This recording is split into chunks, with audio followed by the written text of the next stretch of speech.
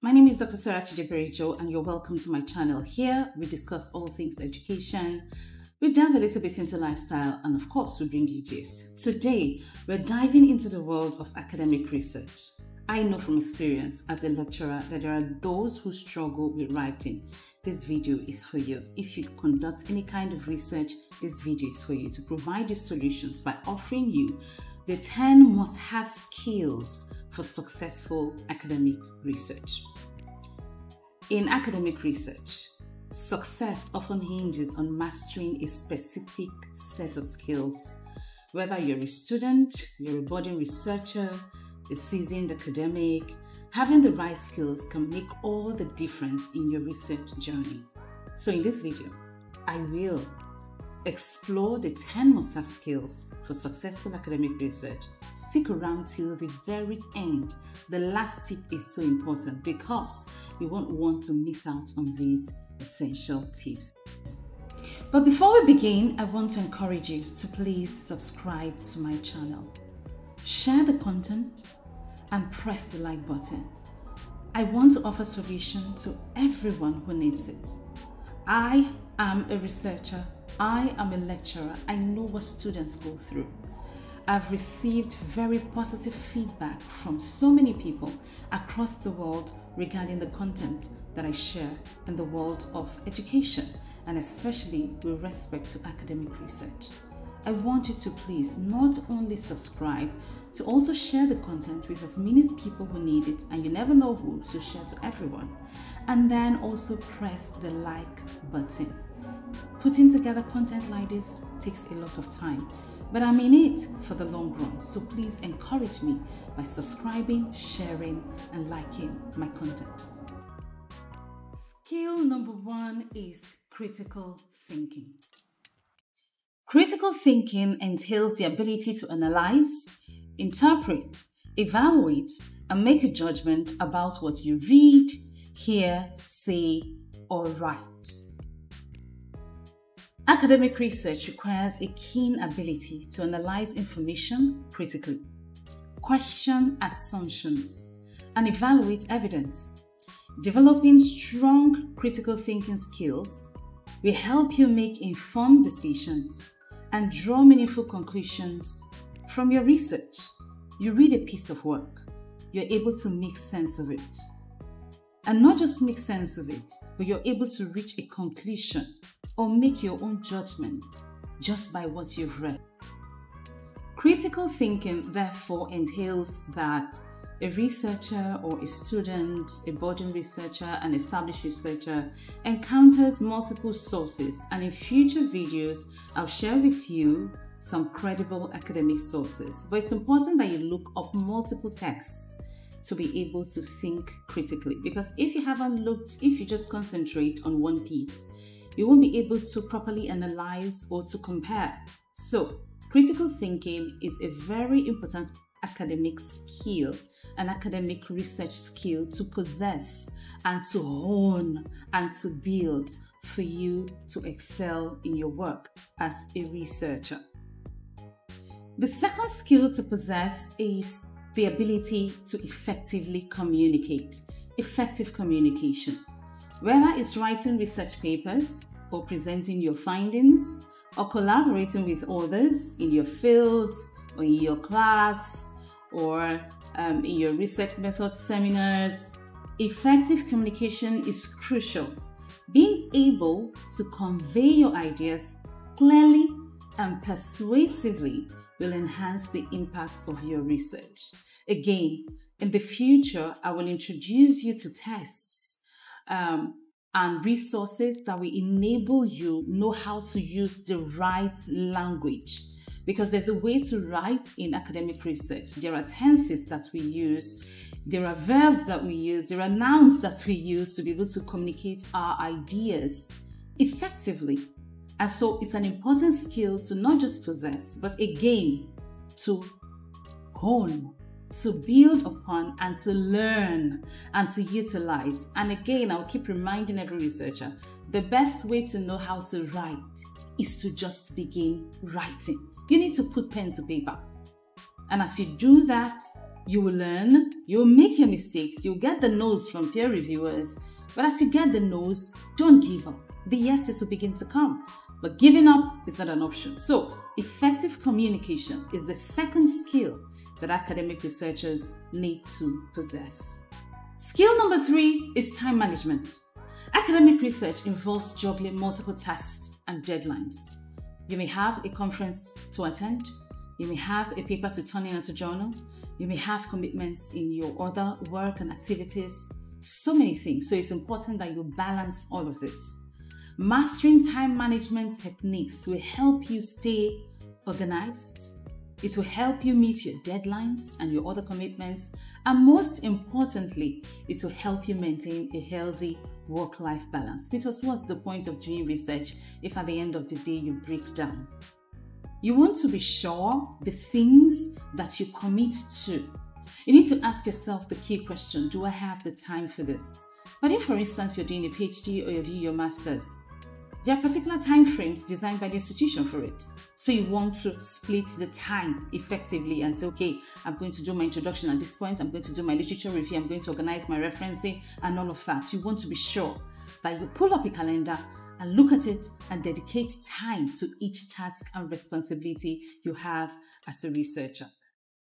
Skill number 4 is information literacy. In today's digital age, it will be difficult to convince anybody you can use a computer. Most importantly, being able to navigate vast amounts of information is a skill in itself. To be able to know where to identify papers, peer-reviewed sources, the right kind of website, to know the websites to go to and the ones to avoid is a skill.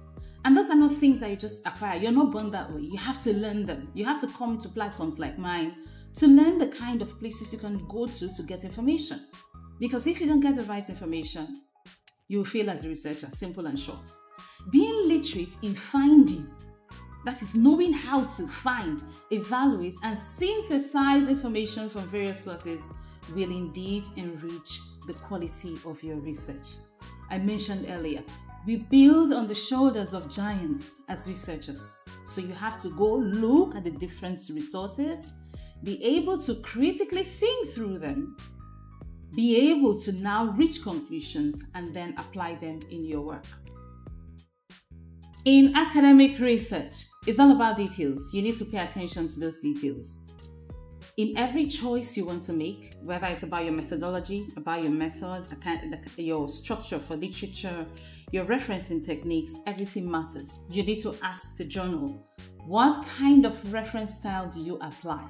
Details are just, in fact, everything. Paying close attention to detail ensures accuracy and precision in your work, whether it's data collection, it's analysis, or citation. All of those things matter and you cannot fail. Listen, I've seen people whose works were turned down just because they did not cite well. And it's not even as though they did not cite properly. It was just they applied MLA in the instance where they were supposed to apply APA. They used APA 6th instead of APA 7th. And those things matter in the world of academics. So before you start writing, you want to go pull up that journal and find out what the rules are. Before you start doing your research, you want to ask your postgraduate organizer or the people in charge of your research across, no matter what institution that you belong to, what are the styles here? How am I supposed to write? Is it American English? Is it British English? The number of words, the number of citations, the size of the document, the size of the margins, everything counts. Attention to detail in research is everything. Skill number 6 is adaptability. Research doesn't always go as planned. I can't begin to tell you how much this is important. Or sometimes your plan is, I want to do qualitative research. And then by the time you're done with your literature, you find out that no, the kind of questions I'm asking requires a quantitative analysis. And then you have to immediately change just about significant portions of your research. You may have looked at a particular literature and, just by the wave of your hand concluded, I'm going to use this one. I'm going to use 10. I'm going to cite so person. By the end of the day, well, it doesn't fit into your work. you have to immediately start looking for other sources that can actually bring out the shine of your work. So adaptability is important. Very, very important. Being able to adapt to unexpected challenges is essential. Cultivating adaptability will help you navigate setbacks and adjust your research approach as needed. I've seen people literally faint during their PhDs. I've seen people abandon their PhDs halfway. I've seen people say, no, I can't go for this defense because they were not able to adapt. In my research, in my PhD, and I'm going to share with you my PhD journey at some point, the plan was to do a physical defense, a physical viva, and I prepared for all of that. And then suddenly COVID came, and immediately I had to immediately adjust. I said, okay, we're going to do this online. What are the tools I need? How am I going to use Zoom? You know, it was a new era for everybody, but I had to make the adjustments. And so many persons like me, who were also doing their defense at the time, had to adapt. And so adaptability is a key skill that every researcher must possess. Skill number 7 is collaboration.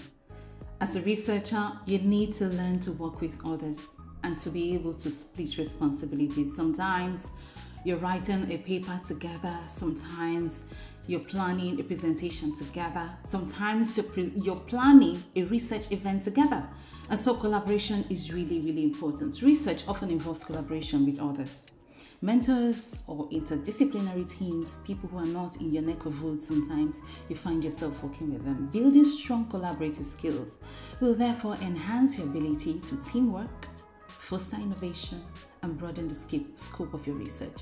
I'll share with you a classic example. So I think it was last year, somebody reached out to me. He was in a particular field and suggested that we attended a conference together.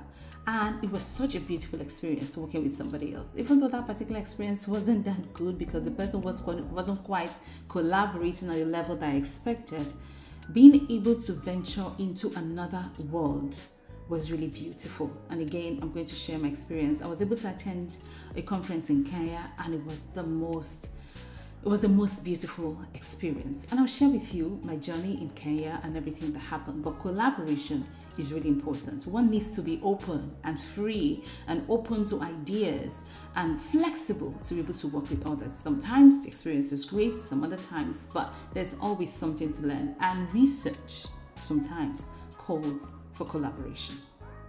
Research is basically about solving a problem. So it goes without saying that one needs to have problem-solving skills. Whether you're addressing a gap in knowledge or overcoming a methodical challenge or finding creative solutions to research questions, you need to be able to solve problems.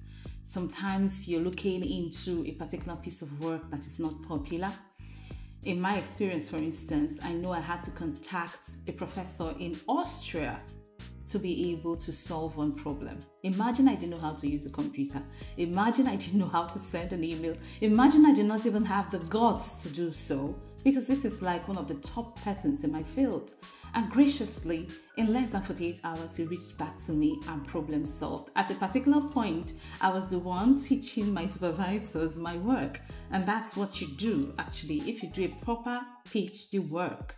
And we're going to talk about all this, so let me not take your time, but just know this. Sometimes you encounter challenges in your work. You're dealing with a new problem. You need to know how to solve that problem. And again, these are skills that you not only possess, but you want to build upon, you want to grow, you want to test yourself sometimes. Can I take on this challenge? And in my journey as a researcher, I've had to encounter a lot of those, and as much as possible, I'll bring you those stories. And skill number 9 is persistence. And I think that this may be the most important. It's really, really crucial, especially for those who are embarking or say a PhD or a master's, because it requires a lot of time. Academic research can be a long and arduous journey, requiring persistence in the face of setbacks and rejections. You write that piece of work, you think that, oh, my chapter 1 is solid, I have my research questions, and you take it to the supervisor. You don't know what she's been through, you don't know what he's been through. He just looks at it and says, this is rubbish, and you have to start again. You do your literature review and you feel everything is okay, and boom, your laptop just shuts down for no reason. and you find that you have to start again. For some reason, you didn't do any backup. Or you may be in the middle of your research and you receive a very sad news, and you have to start again.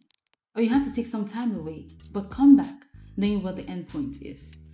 I think the way out may be for researchers to keep thinking about, why am I in this journey in the first instance?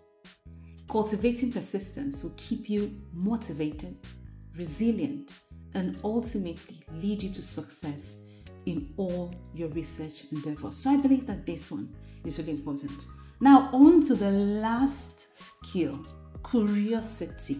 Curiosity, so crucial, so important. At the heart of academic research lies curiosity, the insatiable desire to explore, to discover, and to learn. The reason I started a YouTube channel is because I'm curious. I've published a significant number of papers. I've attended some of the biggest conferences in communication and media all across the world. And yet there's a burning desire for me to know more, to engage more. And I also read a book, and the author was very fierce in the argument that sometimes to learn more, you need to share. And so I said to myself, I'll begin to share the experiences.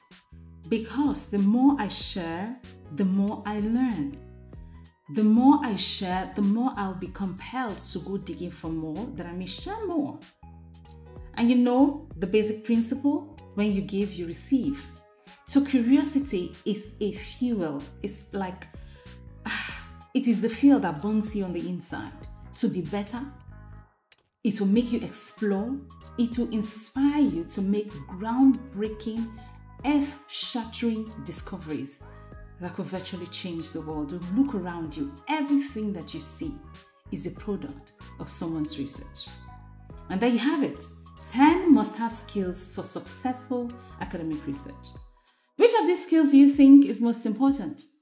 Let me know in the comments below. Don't forget to like, to share, and subscribe for more insightful